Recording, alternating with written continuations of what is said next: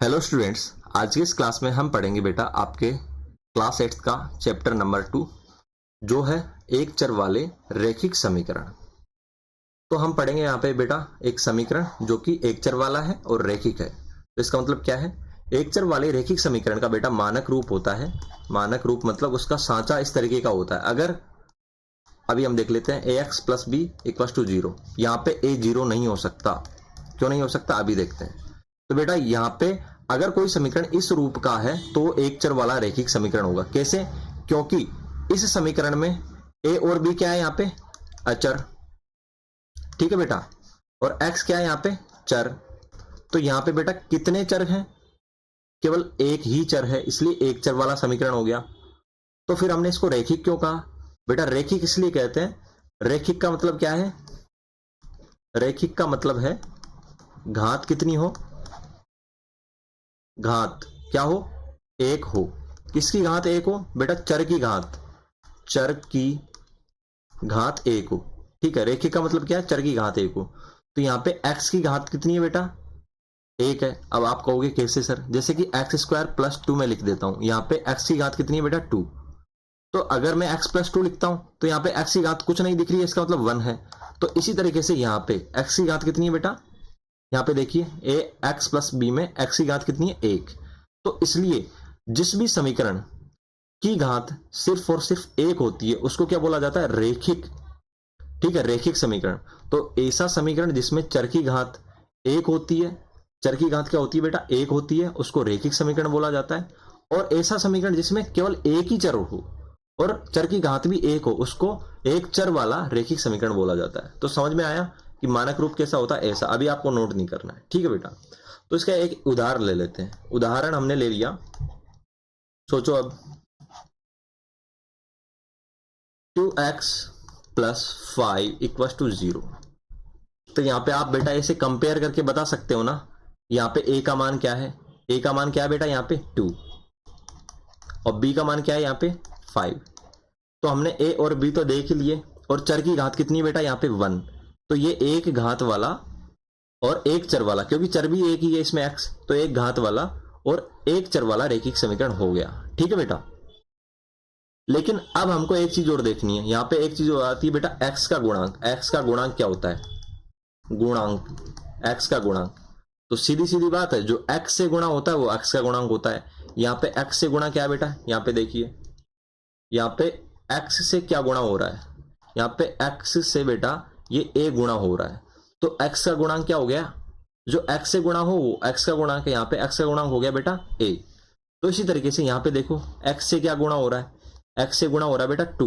तो x का गुणांक क्या हो गया? यहाँ पे a बराबर, a ही तो x का गुणांक होता है। तो यहाँ पे 2 क्या हो जाए? यहाँ पे 2x का गुणांक हो गया। तो इस तरीके से मैं दूसरा एक इक्वेशन देता हूं, फिर आपको बताना है। जैसे दूसरा इक्वेशन मैंने लिखा यहाँ पे -3 रूट 2, y भी ले सकते हैं x की जगह, y प्लस 6 बराबर 0। क्या ये एक चर वाला रैखिक समीकरण है? आप बताइए हाँ ना में नीचे कमेंट में लिख के। तो बेटा ये एक चर वाला रैखिक समीकरण है। क्यों? क्योंकि यहाँ पे एक ही चर है। जैसे कि यहाँ पे देखिए y क्या है? यहाँ पे एक ही चर है। ओके, तो एक चर है तो एक चर वाला समीकरण हो गया। तो रैखिक क्यों कहें? क्योंकि यहाँ पे y की घात कितनी है बेटा? यहाँ पे y की घात कितनी है? जो y के ऊपर क्या लगा है? यहाँ पे कुछ नहीं, कुछ नहीं का मतलब एक। तो बेटा अभी हमने यहाँ पे देखा था, अगर y स्क्वायर होता तो इसकी घात 2 हो जाती। ठीक है, लेकिन यहाँ पे y के ऊपर कुछ लगा है? नहीं लगा है। तो y की घात कितनी हो गई बेटा? यहाँ पे एक। तो जिस समीकरण में चर की घात एक होती है उसको क्या बोला जाता है बेटा? रैखिक। अभी हमने पढ़ा था रैखिक क्या होता है? जिसमें चर की घात एक हो। चर क्या है यहाँ पे? y। तो y की घात कितनी है? एक। तो ये हो गया बेटा एक चर वाला, क्योंकि इसमें एक ही चर है y। और रैखिक क्यों बोला? क्योंकि इसमें y की घात एक है। तो एक चर वाला ये रैखिक समीकरण तो हो गया। अब आपको क्या बताना है इसमें? y का गुणांक। जैसे x का गुणांक x से जो गुणा होता था वो लिखते थे। अब y का गुणांक क्या होगा? y का गुणांक ये होगा बेटा यहाँ पे क्या? जो y से गुणा है। तो y से क्या गुणा है? अब बच्चे क्या गलती करेंगे? ये भूल जाएंगे, 3 उतार देंगे। नहीं बेटा, ये पूरा जो यहाँ पे चिन्ह लगा हुआ है उसके सहित उतारना है। -3 रूट 2 ये y का गुणांक हो गया है। ठीक है बेटा। तो आपको समझ में आ गया होगा एक चर वाले रेखिक समीकरण क्या होते हैं। तो चलिए अब आपको कुछ चीजें नोट करनी है। तो एक तो ये उदाहरण नोट कर लेना। सबसे पहले तो आपको क्या नोट करना है, ये नहीं, सबसे पहले आपको अपनी कॉपी में नोट करना है। हिंदी मीडियम वाले बच्चे यहां से नोट करेंगे, इंग्लिश मीडियम वाले बच्चे यहां से नोट करेंगे। एज इट इज नोट कर लेना है नोट्स के रूप में। तो हिंदी मीडियम वाले यहां से नोट करेंगे सब कुछ। अब मैं इसको समझा देता हूं। जो अभी समझाया था उसी को यहां पे लिख रखा है कि जो रेखिक समीकरण होता है उसका रूप बेटा इस तरीके का होता है। अभी हमने देखा था कि उसमें a x plus B equal to 0, मतलब इसी तरीके का होता है। यहाँ पे x की पावर एक ही रहती है इसलिए इसको रेखिक बोला जाता है, और एक ही चर होता है। x की जगह बेटा y भी आ सकता है, z भी आ सकता है, ABCD के जो भी अक्षर हैं a और b को छोड़ के वो आ सकते हैं। ठीक है, तो एक चर हो जाएगा और चर की घात एक है तो एक चर वाला रेखिक समीकरण हो जाएगा। तो रेखिक क्यों बोला जाता है, क्योंकि यहाँ पे घात कितनी है, एक है। और एक चर वाला क्यों बोला जाता है, क्योंकि यहाँ पे एक ही चर है। तो ये आपको समझ में आ गया होगा। तो a और b यहाँ पे क्या है बेटा, वास्तविक संख्याएं हैं। और मैंने ये भी बताया था a क्या है यहाँ पे, x का गुणांक। तो यहाँ पे एक लाइन और नोट कर लेना, x का गुणांक क्या है, a है। ठीक है बेटा, और यहाँ पे a 0 नहीं हो सकता है। ये लिखने के साथ साथ आपको क्या लिखना है यहाँ पे, अगर आपको पूछा जाता है एग्जाम में कि रेखिक समीकरण का मानक रूप, ठीक है, मानक रूप का मतलब क्या है बेटा, सांचा। जैसे कि कोई भी चीज हम बनाते हैं तो उसका सांचा होता है, जैसे कि ईंट बनाते हैं तो इस तरीके का सांचा होता है। अगर कोई भी ईंट इस तरीके की है, अगर इस सांचे में नहीं बैठ पा रही है, ऐसा पत्थर है कुछ भी, तो हम इसको ईंट नहीं बोलेंगे क्योंकि इस सांचे में फिट नहीं हो पा रहा है। तो इस तरीके से जो ये समीकरण है एक चर वाला रेखिक समीकरण, उसका सांचा क्या है बेटा, a x plus B equal to 0। यहाँ पे a बराबर नहीं हो सकता 0 के, तो ये रेखिक समीकरण का सांचा है। अगर कोई समीकरण इस तरीके का नहीं है तो वो रेखिक समीकरण नहीं होगा। ठीक है, तो रेखिक एक चर वाला रेखिक समीकरण होने के लिए क्या चाहिए, एक ही चर हो। जैसे यहाँ पे x है तो वहां पे एक ही चर होना चाहिए, और उसकी घात, चर की घात सिर्फ और सिर्फ एक हो। जैसे एक्स स्क्वायर प्लस 2, ये एक चर वाला समीकरण तो है क्योंकि इसमें एक चर है, लेकिन रेखिक नहीं है क्योंकि इसमें इसकी घात क्या हो गई बेटा, 2। तो घात एक ही होनी चाहिए चर की। ठीक है बेटा, तो ये आपको समझ में आया होगा। अब मैं आपको बार बार ये कह रहा था कि यहाँ पे a 0 नहीं, क्यों नहीं हो सकता बेटा, इसलिए नहीं हो सकता क्योंकि अगर a को 0 कर दिया, अगर a 0 हो गया तो बेटा a x plus B equal to 0, a की जगह 0 रखो, a की जगह 0 रखो यहाँ पे, तो क्या हो जाएगा, पूरा का पूरा टर्म 0 हो जाएगा। तो क्या मिलेगा, b इक्वल टू 0। तो क्या इस समीकरण में अब एक भी चर है, नहीं है ना, तो ये तो एक चर वाला समीकरण भी नहीं हुआ, और चर नहीं है तो उसकी घात भी नहीं होगी, तो ये एक चर वाला रेखिक समीकरण हो ही नहीं सकता। अगर a 0 हो जाता है तो एक चर वाला रेखिक समीकरण रहेगा ही नहीं। ठीक है बेटा, तो आपको क्या समझ में आया कि एक चर वाला रेखिक समीकरण होने के लिए a को 0 नहीं होना है। तो आपके दिमाग में ये चीज भी आ रही होगी कि क्या सर a तो 0 नहीं हो सकता, क्या b 0 हो सकता है। बिल्कुल b 0 हो जाए कोई दिक्कत नहीं है। जैसे कि 2x प्लस 3 इक्वल टू 0। ठीक है बेटा, इसमें b क्या है, 3 है, क्योंकि कंपेयर कर लो, b क्या है यहाँ पे 3। अगर हमने 3 को हटा दिया और क्या मिला हमको, 2x बराबर 0, तो क्या ये रेखिक समीकरण होगा? बिल्कुल ये एक रेखिक समीकरण होगा, क्योंकि इसमें क्या है बेटा, x की घात 1 है। रेखिक होने के लिए क्या चाहिए, चर की घात 1 हो, तो यहाँ पे x की घात 1 है यहाँ पे, तो ये रेखिक समीकरण होगा। और कितने चर वाला होगा, एक ही चर है तो एक चर वाला रेखिक समीकरण होगा। तो यहाँ पे बेटा b 0 हो सकता है लेकिन a नहीं। तो अगर हम ऐसे करें 5y प्लस 7 बराबर 0, तो ये इस तरीके का है। ठीक है, तो ये भी एक चर वाला रेखिक समीकरण होगा। ओके, और अगर हम ये कहते हैं 5y इक्वल टू 0, तो ये भी एक चर वाला रेखिक समीकरण होगा, क्योंकि इसमें a 0 नहीं हुआ है, b ही 0 हुआ है। तो a का मान क्या हुआ यहाँ पे, 5y इक्वल टू 0 में इस वाले के लिए a का मान क्या हुआ, a का मान क्या होता है, जो y का गुणांक होता है बेटा वही a से a का मान होता है। y से क्या गुणा हो रहा है, 5, तो a का मान ये हो गया। b का मान क्या होगा बेटा, यहाँ पे b है ही नहीं, b क्या है, b है ही नहीं, b इसके बाद में आता है, तो b का मान हो जाएगा 0। तो ये सारे नोट्स यहाँ से लेके यहाँ तक आपको उतार लेने। उसके बाद मैं आपको अब वापस से रिवाइज करवा देता हूँ। ये उतारने के बाद बेटा आपको ये उतारना है। ठीक है, किसी जैसे कि यहाँ पे एक समीकरण ले रखी है 2x minus 3 equal to 7। Okay बेटा, ये ले रखा है, क्या ये इस तरीके का है, ax plus B equal to 0 इस तरीके का है। आप कहोगे सर यहाँ पे तो a x plus B equal to 0, यहाँ पे 0 नहीं है, तो कोई बात नहीं है, आप इसको ट्रांसफर कर लीजिए। 2x माइनस 3, 7 को इधर ट्रांसफर करेंगे तो बेटा ये माइनस का 7 हो जाएगा इक्वल टू 0। तो जुड़ के क्या आ गया हमारे पास, जुड़ के आ गया बेटा 2x और माइनस 3 और माइनस 7 क्या हो गया बेटा, माइनस का 10। तो अब हम इस समीकरण को ऐसे लिख सकते हैं, बिल्कुल लिख सकते हैं, 2x माइनस 10 इक्वल टू 0। क्या ये अब a x plus B equal to 0 इस रूप का नहीं हुआ, बिल्कुल हो गया। तो क्या अब ये इस तरीके का दिखाई नहीं दे रहा, बिल्कुल दिखाई दे रहा है। तो क्या अब हम ये नहीं बोल सकते कि सर ये एक घात वो एक चर वाला, क्योंकि इसमें एक ही चर है, रैखिक समीकरण होगा, बिल्कुल बोल सकते हैं। अब बच्चों के दिमाग में आ रहा होगा सर यहाँ पे तो माइनस साइन है, यहाँ पे प्लस साइन है। बेटा माइनस साइन हो सकता है, ठीक है, ये एक हमने समझने के लिए लिया है कि इस तरीके का समीकरण होता है, माइनस साइन हो सकता है, ऐसे भी हो सकता है 2x माइनस 5/2 इक्वल टू 0, ये भी होगा, क्योंकि हमको अचर तो कुछ भी हो सकता है, अचर तो कुछ भी हो सकता है, लेकिन हमको चर पे फोकस करना है, चर एक ही होना चाहिए। देखो हमको किस पे फोकस करना है, चर एक ही होना चाहिए और चर की घात सिर्फ और सिर्फ एक होनी चाहिए, चर की घात सिर्फ और सिर्फ एक होनी चाहिए, इसके अलावा कुछ नहीं देखना है। तो बेटा इस वाले समीकरण में किसमें, ये आपको नहीं उतारना, ही समझाने के लिए बताया था। इस वाले समीकरण में 2x माइनस 3 इक्वल टू 7, इसमें बेटा बाई तरफ क्या है, बराबर का चिन्ह, उसको क्या बोला जाता है बेटा हिंदी में, समता का चिन्ह, समता, यहाँ पे लिख रखा ऊपर, इसको नोट कर लेना आपको, समता का चिन्ह, ठीक है बेटा।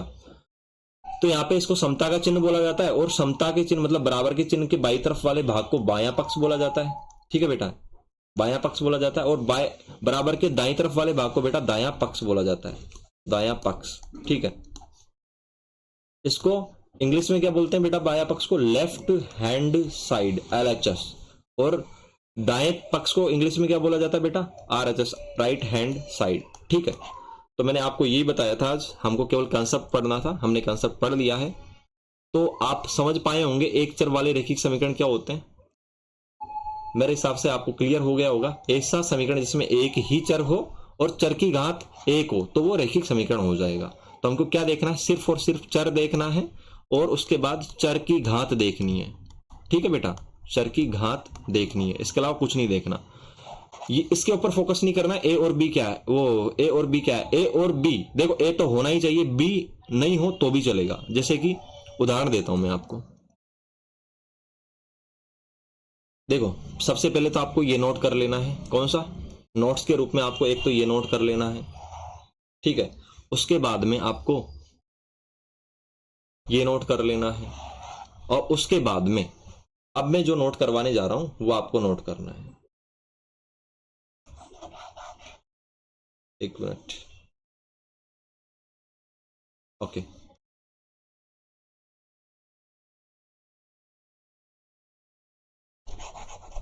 मैं अब आपको नोट करवाने जा रहा हूं बेटा एक चर वाले रैखिक समीकरण के उदाहरण, एज इट इज आपको नोट करने हैं।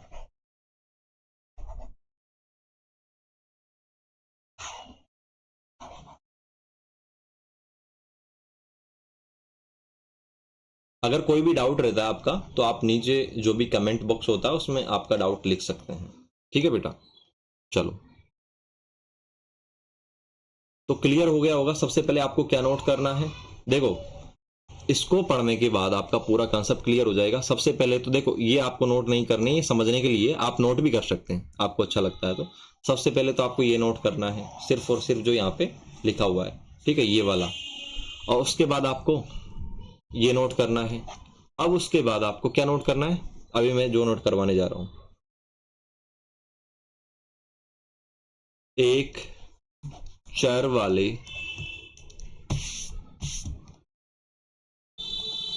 रैखिक समीकरणों के उदाहरण, ठीक है। किस रूप का होना चाहिए बेटा, इस रूप की होनी चाहिए, a x plus B equal to 0, इस रूप का होना चाहिए, और ए 0 नहीं होना चाहिए, बी 0 हो सकता है, ठीक है। तो उदाहरण लिखो बेटा, और यहां पे ए और बी क्या है, ए एंड बी, ठीक है। इस चिन्ह का मतलब क्या है बेटा, इस चिन्ह का मतलब है BELONG, बिलोंग टू, इसको इंग्लिश में ये बोला जाता है बिलोंग टू, ठीक है। ई जैसा ही होता है, ऐसे बना के सी जैसा, और ऐसे किया जाता है। एक मिनट वापस से बना देता हूं। बिलोंग टू का साइन होता है बेटा इस तरीके का, ऐसे घुमा के सी को ऐसे बीच में। ए और बी बिलोंग टू क्या बेटा, रियल नंबर। रियल नंबर क्या होते हैं वो आपको आना चाहिए, ठीक है, नहीं तो आप अभी गूगल करके देख सकते हैं। ए और बी क्या है बेटा, रियल नंबर से बिलोंग करेगा। रियल नंबर क्या होता है बेटा, जिसमें रेशनल नंबर मतलब परिमेय संख्याएं भी आती है। ए और बी क्या है बेटा, ए और बी कहां से लिए जा रहे हैं, रियल नंबर का मतलब वास्तविक संख्याएं, वास्तविक संख्याओं से, ठीक है। ए और बी किससे, देखो इसका मतलब क्या है, इसका मतलब ए बी बिलोंग्स टू, ठीक है, रियल नंबर। रियल नंबर का मतलब वास्तविक संख्या है। इसका मतलब क्या है, इसका मतलब यह है ए और बी वास्तविक संख्याओं से लिए जा रहे हैं। जो इस चिन्ह का मतलब बिलोंग टू, इसका मतलब क्या है, लिए जा रहे हैं, ठीक है। किससे, किससे, जिसकी तरफ ये चिन्ह लगा होता उसमें से, ठीक है। तो ये समझ में आ गया होगा, ए और बी किससे लिए जा रहे हैं बेटा, रियल नंबर से। तो ये आपको लिख लेना है एज इट इज। उदाहरण लिखते हैं किसके, एक चर वाले रैखिक समीकरण के, ठीक है। तो किस तरीके का होना चाहिए, इस तरीके का होना चाहिए। तो पहला उदाहरण लिखो बेटा 2x + 3 = 0। दूसरा लिखो 3/2 y + 7 = 0। अगला उदाहरण लिखो, ठीक है, -√3t + 7/5 = 0। क्योंकि अब आप कहोगे सर ये क्या हो गया, बेटा इनको फोकस नहीं करना है, ये तो रियल नंबर है ना, बिल्कुल है, क्योंकि ये इरेशनल नंबर है, और इरेशनल का मतलब अपरिमेय संख्या। अपरिमेय संख्या वास्तविक संख्या में आती है। तो आपको क्या देखना है, आपको तो सिर्फ और सिर्फ चर देखना है कि एक ही होना चाहिए, ये एक ही होना चाहिए, एक ही है ना चर, बिल्कुल। तो आपको चर पे फोकस करना है और उसकी घात एक ही होनी चाहिए। तो उदाहरण लिख लिए बेटा आपने, उसके बाद उदाहरण नहीं है, उदाहरण नहीं है, ये भी लिख लो कि क्या क्या उदाहरण नहीं है, ठीक है। तो लिखो यहाँ पे उदाहरण नहीं है, क्या क्या नहीं है, जैसे कि -2x² + 2। तो इसके आगे क्रॉस लगा देना, ये उदाहरण नहीं है, क्योंकि इसमें चर की घात क्या हो गई, ये 2, तो उदाहरण नहीं है। उसके नीचे ये लिखो 7/5 अपॉन वो t + y = 0। अब आप कहोगे सर इसमें तो इसकी घात एक ही है, लेकिन बेटा दो चर आ गए ना, क्या आ गए, दो चर आ गए। तो क्या होगा, ये उदाहरण नहीं होगा, क्योंकि हमको तो एक ही चर चाहिए, तो इसलिए ये भी नहीं होगा। इस तरीके से 5/t, ठीक है, प्लस 5/t प्लस, चलो z, क्या ये उदाहरण होगा, बिल्कुल नहीं होगा, क्योंकि इसमें भी क्या है बेटा, इसमें भी दो चर आ गए हैं इस तरीके से। तो ये आपको समझ में आ गया होगा कि चर की घात क्या होनी चाहिए, सिर्फ और सिर्फ एक होनी चाहिए, उसको बोलेंगे रैखिक, ठीक है बेटा। तो ये सारी चीजें मेरे हिसाब से आपको क्लियर हो जानी चाहिए। तो आज हम इतना ही पढ़ेंगे, उसके बाद में आपको ये सारी चीजें नोट कर लेनी है आपके नोट्स के रूप में, ये आपको समझाने के लिए था, ठीक है बेटा। और उसके बाद में हम एग्जाम्पल करेंगे, उसके बाद एक्सरसाइज करेंगे। तो अगर कोई भी अब भी कोई डाउट रहता है तो आप पूछ लेना, जो कमेंट बॉक्स नीचे है उसमें जो भी आपका डाउट रहता है आप वहां पे टाइप कीजिए और पूछ लीजिए, और टाइम स्टैम्प भी बीच में नोट कर दीजिए। तो सबसे पहले आपको ये नोट करना है, इंग्लिश मीडियम वाले ये नोट करेंगे, ठीक है। उसके बाद बेटा आपको ये नोट करना है, क्या, ये वाला, और उसके बाद ये नोट करना है, ठीक है, एक चर वाले रैखिक समीकरणों के उदाहरण। तो ये वाले तो उदाहरण है, ये वाले उदाहरण नहीं है। तो अगर आपको समझ में आ गया होगा तो आपका चेहरा ऐसा होगा, और नहीं आया होगा तो आपका चेहरा कुछ ऐसा होगा, ठीक है। Thank you.